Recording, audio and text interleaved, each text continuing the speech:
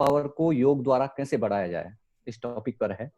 तो इस पर हम बात करेंगे आज कि किस तरीके से जो है इम्यून सिस्टम को डेवलप किया जाए, योग के कौन कौन सी ऐसी प्रक्रियाएं हैं। तो मैं उस पे जो है उसके यानी कि योग के फिजियोलॉजिकल एस्पेक्ट पे बात करूंगा कि फिजियोलॉजिकल ऐसी कौन कौन सी प्रक्रियाएं किस तरीके से चेंजेस फिजियोलॉजी में आते हैं योग के अंगों के द्वारा। तो क्योंकि कोविड-19 का जो टाइम चल रहा है इस समय बहुत ज्यादा इंपॉर्टेंट रोल करता है इम्यून सिस्टम, जबकि हमारे पास या पूरे विश्व के पास ना तो कोई मेडिसिन है ना कोई वैक्सीन है।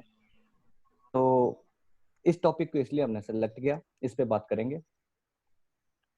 तो सबसे पहले तो मैं शुरुआत करता हूँ, जहां मेरी आवाज ना आए वहां मुझे रोक देना। एलोपैथ की और अंग्रेजी माध्यम की जो धारणा है उसमें यही है कि हमारा फिजिकल अगर सही है तो इसका मतलब हम स्वस्थ हैं, जबकि ऐसा नहीं है। जो स्वास्थ्य की जो परिभाषा बताई गई है उसमें ये कहा गया है कि सिर्फ शारीरिक रूप से स्वस्थ होना ही स्वास्थ्य नहीं है, अपितु हमारे मानसिक और आध्यात्मिक लेवल को भी स्वस्थ अगर रखा जाए तो उसके बाद हम पूर्ण रूप से स्वस्थ अपने आप को मानते हैं। गुड मॉर्निंग, आवाज आ रही है सब लोगों को? Yes ma'am, yes sir, yes sir. अच्छा, तो कुछ लोग नए जुड़े हैं, मैं दोबारा बता दूं, हम बात कर रहे हैं आज इम्यूनिटी सिस्टम किस तरीके से डेवलप किया जाए, योग का फिजियोलॉजिकल एस्पेक्ट पे हम बात कर रहे हैं। स्वास्थ्य मैंने आपको बताया कि योग किस चीज को स्वास्थ्य मानता है। स्वस्थ होने का मतलब सिर्फ शारीरिक रूप से स्वस्थ होना नहीं है, बल्कि मानसिक और आध्यात्मिक रूप से भी स्वस्थ होना स्वास्थ्य कहलाता है। ये योग की परिभाषा है स्वास्थ्य की। अब हम इम्यूनिटी पे बात करते हैं कि इम्यूनिटी क्या है। प्रकृति हमारे शरीर को इस तरीके से बनाया है कि उसके अंदर एक बहुत सारे सिस्टम है, 11 सिस्टम हैं मोटे मोटे तौर पे अगर हम देखें। उनमें एक सिस्टम जो है डिफेंस सिस्टम है, जिसको हम इम्यून सिस्टम कहते हैं। तो इम्यून सिस्टम अलग अलग तरीके से पढ़ाया जाता है, लेकिन जो मैं बता रहा हूँ दो तरीके का है। एक तो है स्पेसिफिक टाइप का इम्यून सिस्टम है, एक है नॉन स्पेसिफिक टाइप, यानी इनेंट टाइप या इनहेरेंट टाइप और एक्वायर्ड टाइप। दो टाइप का इम्यून सिस्टम है। तो जो इनहेरेंट है वो तो जन्म से जो हमें मिलता है, पिछली पीढ़ियों से जो हमको मिलता है वो है। और ये नॉन स्पेसिफिक होता है, यानी रेंडमली आने वाली कोई भी डिजीज अगर है, कोई भी आने वाला बाहर से पैथोजन है या एंटीजन है, तो उस एंटीजन के खिलाफ जो मैकेनिज्म हमारी बॉडी करती है, तो वो तो इनहेरेंट टाइप है। और दूसरा जो एक्वायर्ड है, एक्वायर्ड वाले में जैसे जो वैक्सीनेशन वगैरह करवाया जाता है, स्पेसिफिक होता है, किसी विशेष बीमारी के लिए जो करवाया जाता है। एलोपैथ में बहुत इसका प्रचलन है। तो ये इम्यून सिस्टम है। और हम बात करेंगे जो प्राकृतिक इम्यून सिस्टम है, क्योंकि हम उसको डेवलप करेंगे। तो प्राकृतिक जो यानी कि जो नेचुरल हमको मिला है बॉडी के साथ, तो उसमें उस इम्यून सिस्टम में कौन कौन सी चीजें हैं जो भाग लेती हैं। जैसी हमारी स्किन है, तो ये स्किन जो है बाह्य आघातों से, बाहर से आने वाली जो चीजें हैं उनसे शरीर को रोकती है, उनको शरीर में जाने से रोकती है। तो एक तो हमारी स्किन हो गई। सेकंड स्वेट ग्लैंड्स हो गई। स्वेट ग्लैंड्स जो कि अंदर हमारे अगर कोई पॉइजनस सब्सटेंस आ जाता है तो उसको स्वेटिंग के द्वारा जो है बॉडी से एक्सक्रीट करवाते हैं। स्वेट ग्लैंड हो गई। इसके अलावा हमारी माउथ में जो सलाइवा का जो सिक्रीशंस होता है, सलाइवा जो है बाहर से आने वाले कुछ भी अगर एंटीजन पैथोजन्स अगर हमारे माउथ में एंटर कर जाते हैं तो वो सलाइवा उसको डैमेज करता है। इसके अलावा हमारे नोज में हेयर हैं, बाहर से मोटे मोटे जो डस्ट हैं उसको रोकता है। उसके बाद म्यूकस मेम्ब्रेन है जो कि एक म्यूकस का सिक्रीशन करता है। बाहर से आने वाले जो माइक्रोब्स हैं उसमें उलझ जाते हैं और फिर हम उसको एक्सक्रीट कर देते हैं। म्यूकस मेम्ब्रेन हो गया। उसके बाद हमारी टॉन्सिल्स हैं कि बाहर से जितने भी चीजें आती हैं उनको वहां डैमेज करती है। टॉन्सिल्स हैं। थाइमस ग्लैंड हमारी जो हमारी की चेस्ट में सिचुएटेड है, थाइमस ग्लैंड हो गई। स्टमक में हमारा जो गैस्ट्रिक सिक्रीशन है उसमें HCl है, बाहर से आने वाले जितने भी माइक्रोब्स हैं उनको डैमेज करता है। उनको खत्म करने का काम करता है। इसके बाद हमारा ब्लड है, ब्लड में हमारी डब्ल्यूबीसी जो है, डब्ल्यूबीसी सबसे अच्छा जो इम्यून सिस्टम का सबसे अच्छा पार्ट है। इसके अलावा हमारा जो लिम्फेटिक सिस्टम है, ब्लड का ही एक दूसरा पार्ट है, उसमें 2 मुख्य सेल हैं, एक तो है टी लिम्फोसाइट और दूसरा है बी लिम्फोसाइट। तो ये टोटल जो है मोटे-मोटे बहुत से चीजें हैं जो शरीर को बचाने के लिए मैकेनिज्म करती है। तो ये मोटी-मोटी चीजें हैं जो मैं आप लोगों को एक रिमाइंड करवाना चाह रहा हूँ कि ये चीजें हैं जो हम में बाहर से आने वाली चीजों से जो फॉरिजन पार्टिकल्स हैं या हमारी बॉडी में ही उत्पन्न होने वाले पॉइजनस सब्सटेंसेस हैं, इनको बॉडी से एक्सक्रीट करते हैं और बॉडी को बचाते हैं। प्रकृति ने हमारे शरीर को ऐसा बनाया है। तो ये तो हो गया इम्यून सिस्टम क्या था। अब हम आते हैं योग पे, क्योंकि हमें बात करनी है कि योग में ऐसी कौन-कौन सी चीजें हैं, ऐसी कौन-कौन सी प्रक्रियाएँ हैं और कैसे? क्योंकि अभी तक जो आम धारणा है योग के संबंध में, लोगों को लगता है कि सिर्फ आसन और प्राणायाम 2 चीजें यही योग है। और उसमें कहीं न कहीं गलती हमारी भी है कि हम लोगों को इतना ही बता पाते हैं कि आप आसन करिए, आप प्राणायाम करिए और यही पूरा योग है।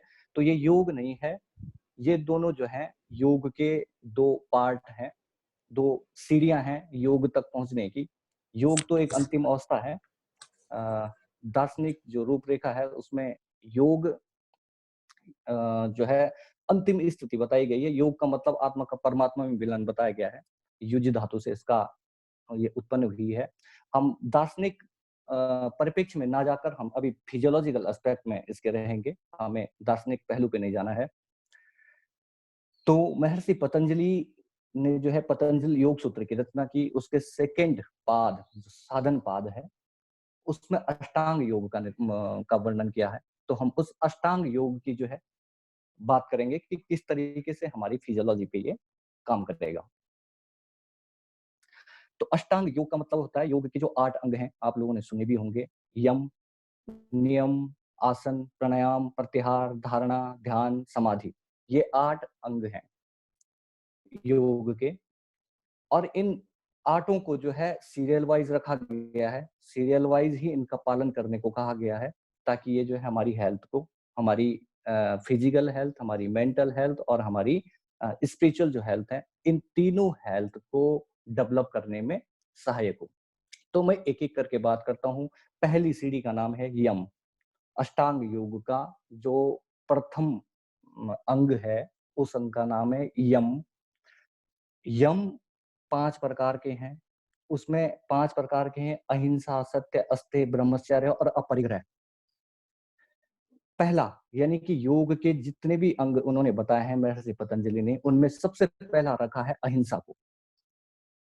अहिंसा को इसलिए उन्होंने रखा है कि अब हम अहिंसा तो गलत काम है, ये तो दार्शनिक बात है, लेकिन अब इसका फिजियोलॉजिकल देखते हैं कि क्यों फिजियोलॉजी पे इसका किस तरीके से इफेक्ट आता है। आप देखिए, अ, सबसे पहले अहिंसा। अहिंसा का मतलब होता है हिंसा ना करना। और हिंसा हिंसा से मतलब क्या है? सिर्फ ये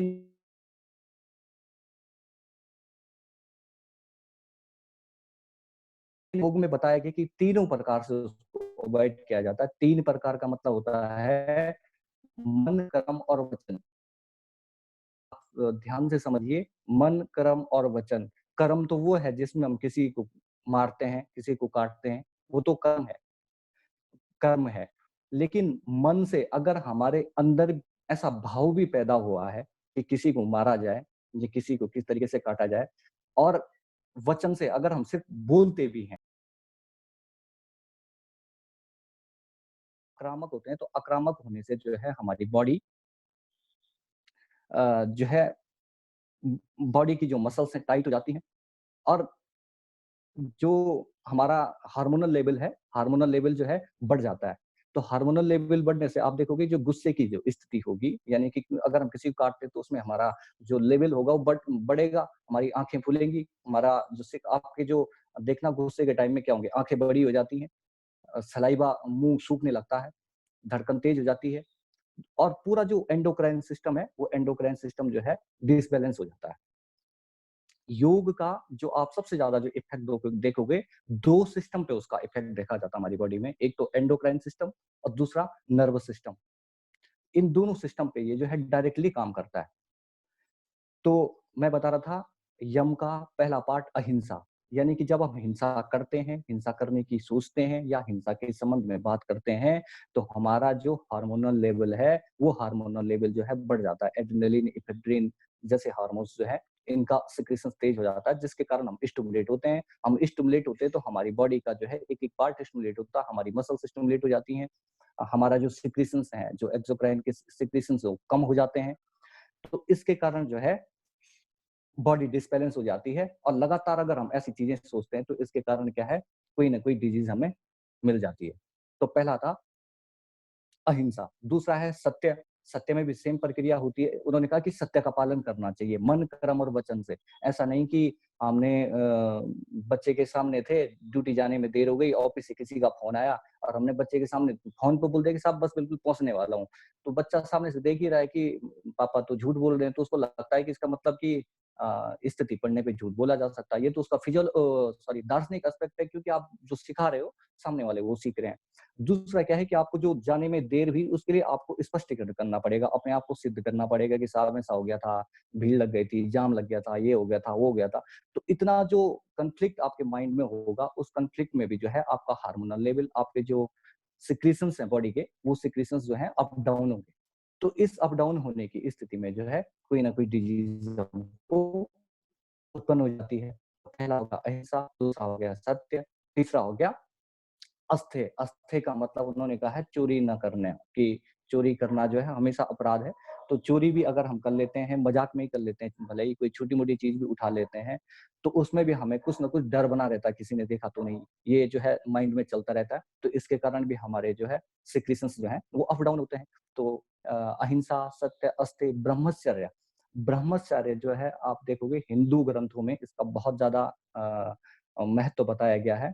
ब्रह्मचर्य का मतलब होता है कि अनावश्यक वीर्य का जो हम स्खलन कर लेते हैं, तो उस स्खलन को रोकने की ये बात करते हैं।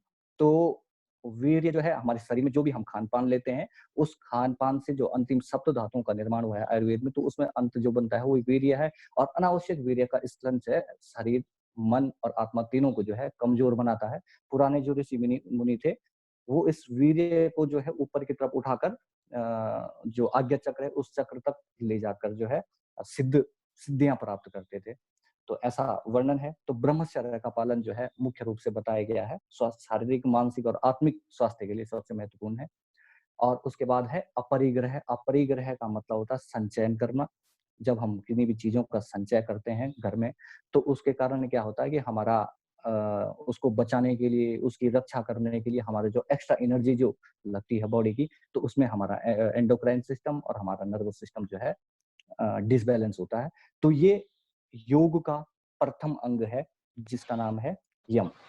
अगर आप बोर हो रहे हो तो बता देना। अब जहाँ पर मैं तेज बोल रहा हूँ, वहाँ पर भी आप लोग बता देना। दूसरा है नियम। नियम के भी 5 अंग हैं। नियम के 5 अंग हैं, शौच, संतोष, तप, स्वाध्याय और ईश्वर प्रणिधान। तो सबसे पहला शौच से है। शौच से शारीरिक शुद्धि से है, मतलब है शारीरिक शुद्धि हमारे प्रत्येक अंग की, चाहे गुप्तांग है, चाहे हमारे और अंग है, उन अंगों की शुद्धि का नाम शौच है। साफ सफाई से रहेंगे तो इम्यून सिस्टम अपना भी डेवलप होगा। संतोष का मतलब सेटिस्फेक्शन से है। अगर अपनी चीजों से हम सेटिस्फाइड हैं, जो हमारे पास अवेलेबल है, उतने से हम सेटिस्फाइड हैं, तो हमारा जो मानसिक लेवल है स्थित रहेगा, हार्मोनल लेवल स्थिर रहेगा, और एंडोक्राइन सिस्टम भी स्थिर रहेगा। तो संतोष। फिर है तप। तप का मतलब है परिश्रम से, और वो परिश्रम नहीं है जो हमें कभी दिखाया जाता था टीवी वगैरह में, कि तप का मतलब होता है कि किसी एक टांग पे खड़ा होकर किसी की तपस्या करना। ऐसा नहीं है। तप का मतलब है आप जिस प्रोफेशन में हो, आप जो करते हो, उस काम को जो है अपनी क्षमता अनुसार पूरा करें और करते रहना चाहिए। कर्मयोग का जिस तरीके से है कि आप अपना कर्म करते रहें, जो भी होगा अच्छा ही होगा, ऐसी भावना के साथ। तो इससे जो है आपका मनोबल और आपकी जो फिजियोलॉजिकल जितनी भी सिक्रीशंस हैं, जितने भी एंडोक्राइन सिस्टम जो भी है, वो सारा बैलेंस रहेगा। तब स्वाध्याय और ईश्वर प्राणिधान, ये 2 अंतिम है इनमें। तो स्वाध्याय का मतलब है स्व द्वारा किया जाने वाला अध्ययन, अच्छी चीजों का अध्ययन करना, धार्मिक ग्रंथों का अध्ययन करना, या आपकी रुचि के अनुसार जो भी सकारात्मक प्रभाव आप पे डाले, ऐसी चीजों का अध्ययन करना स्वाध्याय है। और ईश्वर प्रणिधान का मतलब समर्पण से है। तो यहाँ पर तो ये समर्पण से ईश्वर को समर्पित होने की बात करते हैं, लेकिन आप किसी के भी प्रति समर्पण, अपने फैमिली के प्रति समर्पण हो, अपने कार्य के प्रति समर्पण हो, या ईश्वर के प्रति समर्पण हो, इस समर्पण की बात करते हैं। मैंने 2 अंगों की बात करी है, यम और नियम। अष्टांग योग के पहले 2 अंग हैं। मैं आपको बता दूं, अगर हम इस अष्टांग योग को थेरेपी में अप्लाई करते हैं, तो ये 3 तरीके से अप्लाई होती है। एक होती है साइको एथिकल ट्रीटमेंट के रूप में। एथिकल का मतलब है मोरल, यानी नैतिकता के रूप में। तो अपनी नैतिकता को डेवलप करने के लिए ये जो 2 अंग हैं, इन 2 अंगों का प्रयोग करते हैं। यम और नियम का प्रयोग करते हैं अपने एथिकल या अपनी मोरल वैल्यू को डेवलप करने में, यम और नियम। सेकंड, अब हम आते हैं, दूसरा जो है साइको फिजिकल लेवल होता है, और तीसरा जो है साइको मेंटल लेवल होता है। इन दोनों पे अब हम बात करने वाले हैं। तो अब तीसरा अंग जो है अष्टांग योग का, वो आसन है। आसन और प्राणायाम से लगभग सारे लोग परिचित हैं। तो मैं आसन का एक सीधा फिजियोलॉजिकल इफेक्ट बता दूं। महर्षि पतंजलि ने जो है आसन की परिभाषा दी है, स्थिरम सुखम आसनम। यानी कि जिस स्थिति में आपको सुख का अनुभव हो, वो स्थिति क्या है? आसन की स्थिति। जिस स्थिति में सुख का अनुभव आप करें, वो स्थिति आसन की है। और महर्षि घेरंड बोलते हैं कि आसनेन भवेद दृढ़म। आसनेन भवेद दृढ़म का मतलब है, वो आपका फिजिकल लेवल पे बात करते हैं कि आसन वो स्थिति है, आसन के लगातार प्रयोग करने से और अभ्यास करने से हमारा शरीर दृढ़ होता है। हमें दृढ़ता की प्राप्ति होती है, शारीरिक और मानसिक दृढ़ता की प्राप्ति होती है। ये महर्षि घेरंड कहते हैं। तो ये तो बात है ग्रंथों की, जो उन लोगों ने कहा। अब हम इसके फिजियोलॉजिकल एस्पेक्ट पे बात करते हैं, किस तरीके से चेंजेस होता है। अगर हम कोई भी आसन करते हैं, कोई भी एक आसन अगर हम ले लें, चाहे वो भुजंग आसन है, चाहे वो मत्स्य आसन है, कोई सा भी आसन, जब हम उस आसन को अपनाते हैं तो पहली बात तो ये ध्यान रखना है कि इसमें किसी भी प्रकार का हम कंपटीशन ना करें। कई बार होता है 4 लोग थे, एक साथ शुरू करते हैं, कुछ लोग बहुत परफेक्ट करने लगते हैं, कुछ लोग रह जाते हैं। तो आसन या योग कंपटीशन नहीं है, इसमें ये ध्यान रखना, क्योंकि अगर हमें कंपटीशन ही करना है और हमें प्रतिस्पर्धा ही करनी है, अपने आप को उत्तेजित ही करना है, डिप्रेस्ड ही करना है, तो फिर योग का महत्व वहां पर खत्म हो जाता है।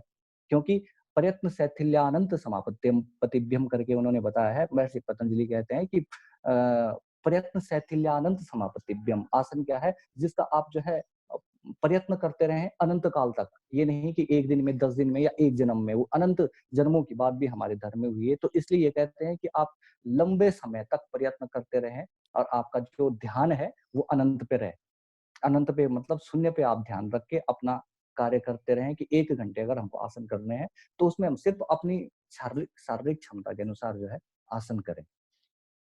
तो आसन की हम बात करें, अगर हम किसी एक आसन की बात करते हैं, हम सपोज मत्स्य आसन की बात करते हैं, मैं फिर आपको करके दिखाऊंगा मोटा-मोटा, लेकिन अभी मैं उसका फिजियोलॉजिकल एस्पेक्ट आपको बता देता हूँ। मत्स्य आसन की हम बात करें, जिसमें हम क्या करते हैं कि गर्दन को पीछे टिका देते हैं और बाकी जो बॉडी हमारी जो है सीधी हो जाती है। आपने किया भी होगा। तो इसका देखिए किस तरीके से इफेक्ट हमारी बॉडी में आता है। मैंने कहा कि हमारी जो गले में टॉन्सिल्स हैं जो इम्यून सिस्टम का काम करती हैं, बाहर से आने वाली जो चीजें हैं उनके खिलाफ, तो इनका स्वस्थ रहना आवश्यक है। तो जब हम जो है इसको ब्रेन को पीछे की तरफ खींचते हैं, तो हमारा जो है ये वाला जो एरिया है ये टाइट हो जाता है। तो इसके टाइट होने से जो है, जो हमारी टॉन्सिल्स हैं, वो टॉन्सिल्स कुछ देर के लिए दब जाती हैं। दूसरा, यहाँ हमारी थायराइड ग्लैंड है। थायराइड ग्लैंड जो कि क्या करती है, थायरोक्सिन का सेक्रेशन करती है और आयोडीन जैसे जो चीजें हैं उनको एक्युमुलेट करती है। तो ये ग्लैंड भी जो है कुछ देर के लिए टाइट हो जाती है। और जब हम इसको स्लोली फिर छोड़ते हैं, तो वहां पर जो है जो हमारा सर्कुलेशन है, सर्कुलेशन तेज हो जाता है। तो सर्कुलेशन का मतलब है ब्लड से। और ब्लड क्या करता है, हमें पता है कि शरीर के अंतिम भाग तक जो है ऑक्सीजन को पहुंचाना उसका काम है। अगर ऑक्सीजन प्रॉपर किसी सेल तक नहीं पहुंच पा रही है तो वो सेल जो है काम नहीं करती है। तो ये 2 फायदे ये होंगे। तीसरा, हमारी चेस्ट जो है वो पूरी तरीके से खुल जाती है। तो चेस्ट खुलने के कारण क्या होती है, हमारा इस एरिया में जो ग्लैंड है उसका नाम है थाइमस ग्लैंड। थाइमस ग्लैंड हमें पता है कि जो टी लिम्फोसाइट सेल है, उस सेल को मैच्योराइजेशन के लिए रिस्पांसिबल है, उस सेल को डेवलप करने के लिए जो है रिस्पांसिबल है टी लिम्फोसाइट सेल के लिए। तो इतने फायदे इस चीज से होते हैं। एक तो हमारी थाइमस ग्लैंड स्टिमुलेट हो जाती है, दूसरा हमारी टॉन्सिल्स उनकी मसाज हो जाती है, तीसरा हमारी जो थायराइड ग्लैंड है इसकी मसाज हो जाती है, और हमारा जो ब्रेन नर्वस सिस्टम का जो मेन पार्ट है उसकी मसाज हो जाती है। ये मत्स्य आसन के इतने फायदे हैं। ठीक है, तो आसन का मतलब क्या है? अच्छा, अगर हम बात करें, एक बायोलॉजिस्ट हुए डार्विन, उन्होंने भी अपनी एक थ्योरी में ये बात कही है कि शरीर के जिन अंगों का जीव प्रयोग नहीं करता है, कुछ समय बाद वो अंग क्या हो जाते हैं, उसके कुछ समय बाद या कुछ पीढ़ियों के बाद उनके वो अंग जो है डैमेज हो जाते हैं। उन्होंने सांप का उदाहरण दिया कि सांप में पहले पैर हुआ करते थे, उनको रेंगने की आदत थी, रेंग के चलने की, तो कुछ पीढ़ियों बाद जो है उनके वो अंग यूज ना होने के कारण क्या हो गए, खत्म हो गए। जैसे ऐसे बहुत से अंग उन्होंने बताए हैं कि जो कुछ पीढ़ियों बाद जो है खत्म हो गए। तो ऐसे ही आज का अगर आज के परिप्रेक्ष्य में हम अपनी बात करें, तो हमने इंसान ने जो है मानसिक क्रियाएं बहुत बढ़ाई हैं कि मानसिक रूप से काम करने की जो प्रक्रियाएं हैं वो बढ़ाई हैं। हम लोग कंप्यूटर में काम करते हैं, हमारा दिमाग बहुत काम करता है, लेकिन हमने शारीरिक जो काम है वो पूरी तरीके से इनहिबिट कर दिए हैं, खत्म कर दिए हैं। हम उठते हैं सुबह, उठ के और गाड़ी से ऑफिस पहुंचते हैं, ऑफिस में कुर्सी में बैठ के दिन भर काम करते हैं, शाम को आके सो जाते हैं। तो इसमें आप देखिए हमारे शरीर के कई ऐसे ऑर्गन हैं जो क्या कर रहे हैं, जो जिनका हम यूज ही नहीं कर पा रहे हैं। हमारे इंटरनल ऑर्गन कई ऐसे हैं जिनका हम यूज नहीं कर पा रहे हैं। आप सोचिए, हम जो है कार्बोहाइड्रेट, प्रोटीन या जो भी भोज्य पदार्थ है उनको हम लेते तो प्रॉपर है, लेकिन उनका यूटिलाइजेशन हम कर पा रहे हैं। अगर हम कार्बोहाइड्रेट ले रहे हैं, कार्बोहाइड्रेट ऐसा एक कंपोनेंट है जो ज्यादातर फूड में हमको मिलता है। कार्बोहाइड्रेट हम ले तो रहे हैं, लेकिन उसका हम यूटिलाइज कर पा रहे हैं या नहीं कर पा रहे हैं, क्योंकि काम तो हम दिमाग का कर रहे हैं, सिर्फ शरीर का तो हम काम कर ही नहीं रहे। तो उसके कारण क्या आ रहा है, वो कार्बोहाइड्रेट हमारी बॉडी में जमा हो रहा है, कहीं ना कहीं कोलेस्ट्रॉल जमा हो रहा है, ग्लाइकोजन के रूप में वो जमा हो जा रहा है बॉडी के अंदर। तो जब ये एक सीमा से ज्यादा शरीर में जमा हो जाता है, तो उसके कारण क्या होता है, हमें बहुत सी फिजिकल समस्याएं उत्पन्न हो जाती हैं। हमारी जो पैंक्रियाज है, पैंक्रियाज का काम है इंसुलिन का सिक्रीशन करना। अब हम जो है, हमारा शरीर हिलडुल ही नहीं रहा, पता नहीं वहां तक जो है ब्लड का फ्लो भी पहुंच पा रहा, नहीं पहुंच पा रहा। और शरीर के जिस अंग तक ब्लड का फ्लो नहीं पहुंच पा रहा, क्योंकि तेजी तो है नहीं, ना हम दौड़ते हैं, ना भागते हैं, ना एक्सरसाइज करते हैं, तो उसके कारण हमारा जो ब्लड फ्लो है वो नियत है, स्लो बना हुआ है। तो उसके कारण जो अंतिम हमारी सेल्स है उन तक हो सकता है कि ब्रेन तक भी हमारा ब्लड प्रॉपर नहीं पहुंच पा रहा है। तो ये सारी समस्याएं हैं कि हमारा जो खान पान है, हमारा जो आज का आचार विहार है, उसके कारण ब्लड का फ्लो हमारा प्रॉपर हो नहीं पा रहा है। तो अंतिम सेल तक हमारा जो प्राण का प्रवाह है, यानी कि जो ऑक्सीजन का प्रवाह है, वो वहां तक नहीं पहुंच पा रहा है, जिसके कारण धीरे धीरे जो है, चाहे ब्रेन की सेल हो वो डैमेज होती जा रही है, चाहे हमारी इंटरनल कोई भी ऑर्गन हो, वहां तक ब्लड का फ्लो अगर प्रॉपर नहीं है, तो उसके कारण भी जो है समस्याएं उत्पन्न हो रही। तो योग आसन से हम ये बोलना चाह रहे हैं कि जो भी आसन हम करते हैं उस पर हमें फोकस करना है कि हमारा, अगर मैं पश्चिमोत्तान आसन कर रहा हूँ, पश्चिमोत्तान जब हम आगे झुक के पैरों पे झुकते हैं, तो उसमें हमारी कौन कौन सी बॉडी जो है, बॉडी का पार्ट कौन कौन सा जो है भारी हो रहा है। आप देखोगे हमारी थाइज भारी हो जाती हैं, हमारी स्पाइन में जो है हल्का पेन होता है, और हमारा जो है आगे का पूरा पोर्शन जो है दब जाता है। तो इन पे आप फोकस करिए, और उसके अंदर जो इंटरनल ऑर्गन है उनको देखने का प्रयास करिए, अपनी आंतरिक आंखों से उनको देखने का प्रयास करें। तो उसमें आप देखोगे आपके जो मसल्स हैं उनमें तनाव आ जाता है। मसल्स में तनाव आने के कारण क्या है कि जो आपकी जो मसल्स हैं जो बहुत रिजिड हो गई थी, बिना काम के, बिना कुछ करे, कोलेस्ट्रॉल और फैट जमा हो गया था, मसल्स में फैट जमा हो गया था, तो फैट जो है धीरे धीरे अपने आप को क्या फ्लेक्सिबल करने लगता है। जब आप, और आपकी जो स्पाइन है, स्पाइन क्या करती है, आपकी फ्लेक्सिबल हो जाती है, और आपके जो अंदर के जो ऑर्गन थे, जितने भी स्टमक रिलेटेड ऑर्गन है, चाहे वो एब्डोमेन है, इंटेस्टाइन है, लीवर है, इसके अलावा किडनीज भी यही है, पैंक्रियाज है, तो ये सारी चीजों की जो है आप मसाज कर जाते हो उस समय। जब आप सीधे होते हो तो, क्योंकि जब आप झुकते हो तो उस समय जो है एक बंद सा लग जाता है, जब आप उठते हो तो उठने में पूरा जो ब्लड फ्लो है वो तेजी से उन सारे ऑर्गन में पहुंचता है। तो दो फायदे होते हैं, एक तो जो इंटरनल ऑर्गन है वो प्रक्रिया में आ जाते हैं, उनको हम हिलाते डुलाते हैं तो उनकी मसाज हो जाती है, और दूसरा क्या हो जाता है कि उन तक ब्लड फ्लो जो है अच्छे से पहुंच पाता है, ऑक्सीजन पहुंच पाती है, तो अच्छे से जो है मेटाबॉलिक प्रोसेस उनके पूर्ण होते हैं। तो आसन कोई सा भी हो, आप उस पर सिर्फ फोकस ये करिए, या जो इंस्ट्रक्टर है उनको मैं ये बताना चाह रहा हूँ कि आप आसन के साथ साथ जो है जो भी आसन आप करवाते हैं उसमें जो साधक है, जो करने वाले लोग हैं, उनको उस ऑर्गन का भी नाम बताएं कि आपका इस समय ये वाला ऑर्गन इफेक्टेड हो रहा, ताकि जो साधक है वो अपने मानसिक लेवल से उस अंग को देख पाए और उसमें एक सकारात्मक सोच, क्योंकि सोच से ही पूरी, वो कहते हैं ना कि जैसी दृष्टि वैसी सृष्टि। तो आप अगर अपने पैंक्रियाज को जो डायबिटिक हैं, उनको अगर डायबिटीज कम करने के लिए कोई आसन दिखाया जा रहा है, तो उसको उसको लगातार उसके पैंक्रियाज के स्टिमुलेट होने का सोच पैदा करें कि मेरा पैंक्रियाज ठीक होने लग गया है, इंसुलिन सिक्रेशन ठीक होने लग गया। तो सोच क्या है, अब सोच का सिर्फ ये पहलू नहीं है कि हम सिर्फ ऐसे सोच लें, सोचने से जो है हमारी पिट्यूटरी ग्लैंड स्टिमुलेट होती है। पिट्यूटरी ग्लैंड अलग अलग प्रकार के 6-7 प्रकार के हार्मोन निकालती है। वो हार्मोन जो है हमारे अलग अलग जो एंडोक्राइन ग्लैंड्स हैं, उन ग्लैंड को स्टिमुलेट करती है, और ये ग्लैंड ही जो है पूरा एंडोक्राइन सिस्टम ही जो है देखा जाए तो लाइफ को चलाता है। और तो इस तरीके से जो है प्रत्येक ऑर्गन को, अपने इंटरनल ऑर्गन को फील करें जब भी हम कोई भी आसन करते हैं, चाहे वो कोई सा भी आसन है, उस आसन में अपने आंतरिक अंग को महसूस करें, उसमें सकारात्मकता को महसूस करें। उसके बाद आपको रिलैक्स आसन करवाया जाता है, तो उस रिलैक्स आसन में जो है आप उस ऑर्गन की सकारात्मकता को फील करने लगेंगे। करते समय आप उसको फील करिए, और जब आप रिलैक्स करोगे तो वो अंग आपको फील करवाएगा। जब धीरे धीरे आप में हल्कापन पैदा होगा, जब आपको लगेगा कि वो ऑर्गन आपको खुद बताने लगेगा कि हाँ, मैं जो है सही हो रहा हूँ, तो ये दोनों कोऑर्डिनेशन आपको होंगे। इसमें भले ही थोड़ी-सी दार्शनिक एक बात आ रही है, हर आदमी इसमें विश्वास कैसे करे, लेकिन सकारात्मकता कहीं न कहीं आपको फ़ायदा देगी। तो ये तीसरा अंग मैंने बताया आपको, आसन। पहला यम, दूसरा नियम, ये साइको एथिकल थे। दूसरा, अब हम आसन की बात कर रहे हैं, आसन और प्राणायाम, ये दोनों साइको फिजिकल लेवल पे काम करते हैं, जिनकी हम बात कर रहे हैं। आसन पे मैंने बताया कि पूरे फिजिकल लेवल पे हमारे काम करते हैं सारे आसन। 84 लाख आसन बताए गए हैं ज्ञान संहिता में, और 84 लाख में से भी 84 आसन उन्होंने बताए हैं जो नोन है, और 84 आसन में से भी 32 आसन का प्रयोग का वर्णन उन्होंने किया है। और 32 में से सिर्फ मैं कहता हूँ, अगर आदमी सूर्य नमस्कार भी सही से करता है, सूर्य नमस्कार के 5 राउंड भी रोज करता है, तो उसमें सारी जो बॉडी के जो इंटरनल ऑर्गन है उनकी मसाज हो जाती है, ब्लड फ्लो तेज हो जाता है, लेकिन करे ईमानदारी से। इसके बाद है प्राणायाम।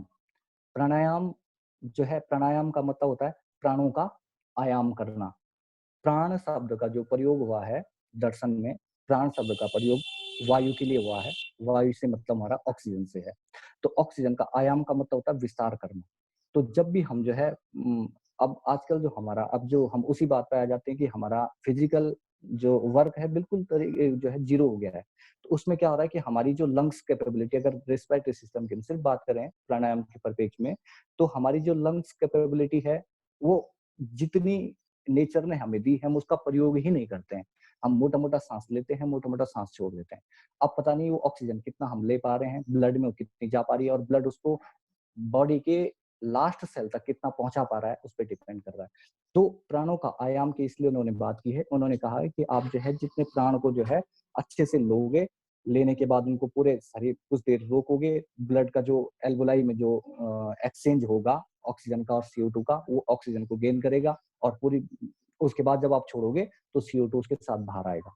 तो इस तरीके की प्रक्रिया उन्होंने प्राणायाम में बताया है। प्राणायाम का मतलब इनमें जो है 10 प्रकार के प्राणायाम हठ योग में बताए गए हैं। उसमें 8 जो है हठ प्रदीपिका में और 8 घेरंट संहिता में बताए गए हैं। तो प्राणायाम किसी भी टाइप का हो, चाहे वो अनुलोम-विलोम हो, भ्रामरी हो, भ्रस्तिका हो, तो उसमें हमारा एक ही काम होता है, हम प्राणों का आयाम करते हैं, यानी ऑक्सीजन का विस्तार करते हैं बॉडी के अंदर। हम उसको खींचते हैं, खींचने के बाद इसमें 2 फायदे होते हैं। एक तो हमारी लंग्स का जो फैलाव है, जो नेचुरल फैलाव उसका है, जो मैक्सिमम फैलाव है, उसको कर पाते हैं। और दूसरा जो है, हम मैक्सिमम ऑक्सीजन अंदर ले लेते हैं। मैक्सिमम ऑक्सीजन हमारी बॉडी में आता है, तो उसको ब्लड मैक्सिमम तरीके से गेन करता है, और मैक्सिमम सेल्स तक उसे पहुंचा पाता है, और मैक्सिमम सेल जो है अच्छे से मेटाबॉलिक रिएक्शन करके एनर्जी प्रोडक्शन करते हैं। और जो सेल में जो जो पॉइजनस सब्सटेंसेस जो है जमा हो जाते हैं, उनको ब्लड वापस लाकर लंग्स को देता है, और लंग्स उनको जो है एक्सक्रीट करवा देता है। तो ये प्राणायाम का फिजियोलॉजिकल एस्पेक्ट है। ये प्राणायाम में जैसे कि अनुलोम विलोम है, या भ्रस्तिका है, या भ्रामरी है, तो अगर शुरू-शुरू में आप कुछ भी नहीं कर पा रहे हैं, आप जो है कंफर्ट स्थिति में बैठ के और पूरा फोकस करते हुए अगर सिर्फ इस तरीके से भी सांस को खींचते हैं, तो आप देखेंगे कि पूरा जो है हमारी जो ये वाला एरिया है, पूरी तरीके से फूल जाता है। हमारा जो छाती वाला जो एरिया है, ये पूरी तरीके से फूल जाता है। तो फूलने से क्या होता है कि हमारी जो लंग्स हमने जो बाहर से जो ऑक्सीजन ली है, पूरी तरीके से यहाँ भर जाती है। भर जाने के बाद क्या करते हैं कि हम उसको पूरा एक्सहेल करते हैं, तो एक्सहेल करने से पूरा जो है ये खाली हो जाता है। तो एक तो इसकी एक्सरसाइज होती है, दूसरा लंग्स फैलते हैं और तीसरा हमारे अंदर जो कई बार CO2 हम पूरा नहीं निकाल पा रहे हैं, घुटन बनी हुई है, तो उस घुटन को भी कम करता है। तो ये प्राणायाम का एस्पेक्ट है। इसमें प्राणायाम मुख्य रूप से अनुलोम-विलोम आप लोग करते ही होंगे, मैं करके भी दिखाऊँगा बाद में। तो अनुलोम-विलोम शुरुआती तरीका आपको बिना कुंभक के यानी रोकना नहीं है, सिर्फ इन्हेल और एक्सहेल उसमें करना होता है। प्राणायाम में अगर आज के एस्पेक्ट में हम बात करें, कोरोना कोरोना के एस्पेक्ट में हम बात कर रहे हैं कि कोरोना को में कौन-कौन सी चीज़ें हम करें, कोविड-19 में, तो उसमें सूर्यवेदी प्राणायाम एक प्राणायाम बताया गया है, सूर्यवेदी। सूर्यवेदी का मतलब है अनुलोम-विलोम और सूर्यवेदी प्राणायाम में एक अंतर है। अनुलोम-विलोम में हम क्या करते हैं कि अगर हम राइट नोस्ट्रिल से एयर ली, तो लेफ्ट से हम छोड़ते हैं, फिर लेफ्ट से हम लेते हैं और राइट से छोड़ते हैं। ये अनुलोम-विलोम है। सूर्यवेदी में आपको सिर्फ एक ही प्रक्रिया करनी है, आपने सिर्फ राइट नोस्ट्रिल से लेनी है और लेफ्ट से छोड़नी है। तो ये प्रक्रिया लगातार राइट से लेते रहना है और लेफ्ट से छोड़नी है। सूर्यवेदी प्राणायाम इसलिए इसको कहा गया है कि हमारी जो राइट साइड है, वो गर्मी उत्पन्न करने वाली बताई जाती है और जो लेफ्ट साइड है वो ठंडक उत्पन्न करने वाली कही जाती है। तो जब आप राइट से सांस लेंगे तो जो ऑक्सीजन आप लेंगे वो गर्मी के साथ जो है शरीर के अंदर जाएगा और लेफ्ट जो है यानी कि ठंडक के साथ बाहर निकलेगा। तो सूर्यवेदी प्राणायाम जो है इस समय के लिए सबसे अच्छा प्राणायाम है, तो ज़्यादा से ज़्यादा इसको करने का प्रयास करें। भ्रमरी भ्रमरी प्राणायाम आप करोगे, जिसमें क्या करते हैं आप पूरी तरीके से सांस लोगे और बाहर छोड़ते हो ओम की ध्वनि के साथ। ओम की ध्वनि के साथ अगर आप उस सांस को आप बाहर छोड़ते हो, तो उसके कारण आपके जो गले में पूरी वाइब्रेशन जो होगी, उसके कारण जो रेस्पिरेटरी ऑर्गन्स हैं, वो स्टिमुलेट होंगे और ताकतवर होंगे। तो ये प्राणायाम है। इसके बाद आता है यम, नियम, आसन, प्राणायाम, प्रत्याहार। अब है प्रत्याहार। तो मैंने बताया पहले 2 साइको एथिकल, दूसरे 2 साइको फिजिकल। अब हम साइको मेंटल पे आ जाते हैं कि जो मानसिक स्वास्थ्य को वर्धन करने वाले हैं, वो हैं उनमें प्रत्याहार है। प्रत्याहार का बहुत ज़्यादा वर्णन नहीं है। उसमें नॉन अटैचमेंट प्रत्याहार को कहा गया है कि आप चीज़ों से कम जो है जुड़ाव रखें कि ये मेरी, ये वो। क्योंकि आप जितना भी उन चीज़ों से जुड़ाव रखोगे, उतना जो है मानसिक तनाव बढ़ता जाएगा, उनको प्रोटेक्शन की ज़िम्मेदारियाँ आती जाएँगी। तो ज़्यादा से ज़्यादा जो व्यावहारिक और जो बहुत ज़रूरी चीज़ें हैं, उन्हीं का संचयन घर में करें और उनसे ही काम चलाने का प्रयास करें। तो ये प्रत्याहार है। इसके बाद 3 चीज़ें हैं, मैं इन तीनों को एक साथ कोशिश करूँगा बताने की। एक तो है धारणा, ध्यान और समाधि। धारणा का मतलब है धारण करना।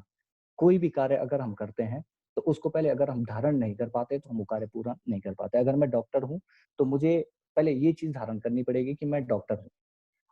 उसके बाद मेरा जो मैं ट्रीटमेंट करूँगा, वो ट्रीटमेंट क्या होगा कि सफल होने लगेगा। पहले मुझे खुद को ये विश्वास दिलाना पड़ेगा कि मैं ये कर सकता हूँ। या मैं टीचर हूँ, तो मुझे पहले ये विश्वास दिलाना पड़ेगा खुद को कि मैं बोलूँगा या मैं जो भी बताऊँगा, बच्चों को समझ में आएगा। तो पहले सर मुझे जो है कोई सर भी एक चीज़। मिनट सर, हाँ, सर। अभी सर डिस्कनेक्ट होगा, हाँ, हाँ। उसको फिर से आप दोबारा से लॉगिन करना होगा। ठीक है सर। क्यों डिस्कनेक्ट क्या हो गया? सर वो 40 मिनट चलता है, उसके बाद डिस्कनेक्ट हो जाता है, तो आप दोबारा से लॉगिन कर लेना। Okay, okay start. Okay, okay.